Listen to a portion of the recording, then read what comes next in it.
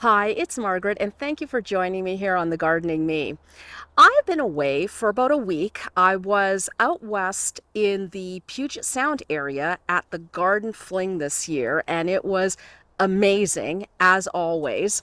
And while I was away, we had quite a bit of rain. Now, most of the garden did okay with that, but one thing that didn't, and I was actually quite shocked to see this when I came back, is the garlic. And let me just show you what happened to it while I was away. Now, from a distance, it doesn't look too bad. I mean, the leaves are dying back like they're supposed to. As you get closer, you're like, oh, something looks weird here. And this is what I saw. And this is rust. Garlic rust is a fungus, and we have had it a couple of times in the past, but I think this is the most severe case I've ever seen. Usually you see it when you have had a good stretch of very wet weather. We've had lots of rain since the start of the season, and in fact, July up until this point, we have had record rainfall. So, in a way, it shouldn't be that surprising. Garlic rust is a fungus, and usually it doesn't really impact harvesting that much because it typically forms later on in the season. In my case, it didn't show up until a week or two ago, I think. I started seeing a few little spots on the leaves, and by that point, the bulbs were pretty much fully formed. So I'm not really anticipating a huge loss in their size. If it had struck earlier in the season, then it could potentially have a big impact on the size of your bulbs. I have 7 different varieties in this bed, and I think the vast majority of them aren't too bad. Usually I harvest when about half of the leaves are brown. Now we've had a day or so of pretty dry weather. Let's get to harvesting these bulbs and see what we have.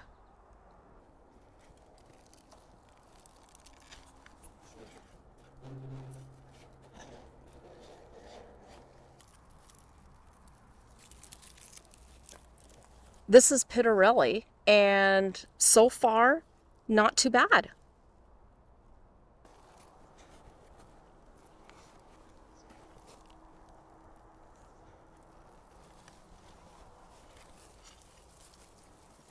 Here I have the very first batch of Pittarelli, and they look pretty good. The first row is always the hardest because you can't get as much leverage therein with the garden fork. The next ones should be much easier.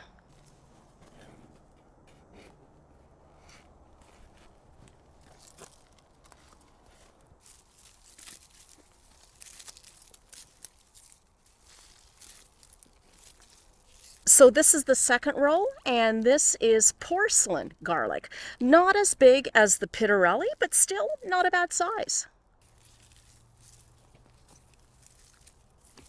This is Persian Star. Beautiful, beautiful sized bulbs.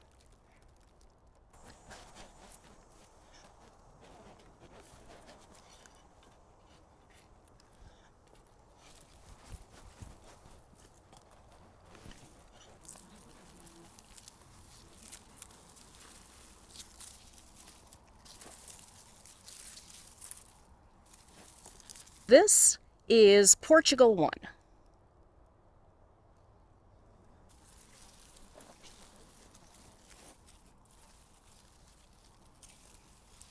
This is Music.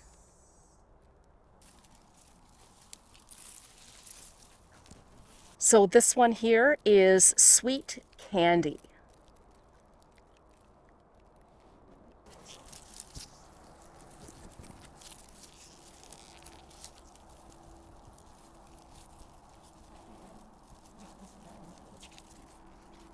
Okay, and this is the last bunch.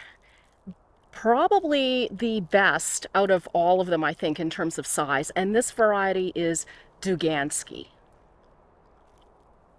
And here they all are lined up along this bed. So let's go back to the beginning here.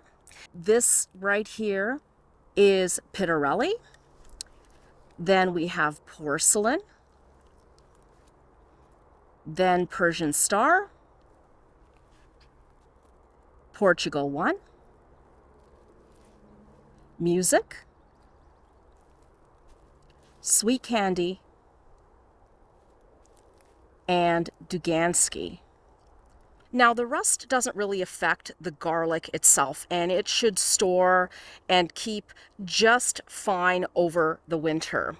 And I would say if you live in an area where garlic rust is an annual problem, then there are a couple of things that you can do to minimize its impact. Firstly, increase the spacing a little bit on the garlic planting so that it gets better circulation. I space my garlic about 6 inches apart, but if I had perpetual issues with rust, I might even go a little bit further than that. And try to plant it, I guess, in a more exposed area, an area that maybe gets a little bit more wind and a lot more sun. If you see rust on a few of the leaves before the garlic is fully mature, then you may want to just snip off those infected leaves. It will limit the spread, and it will also create for better airflow in the leaf canopy. The other thing is you could try doing a diluted baking soda solution.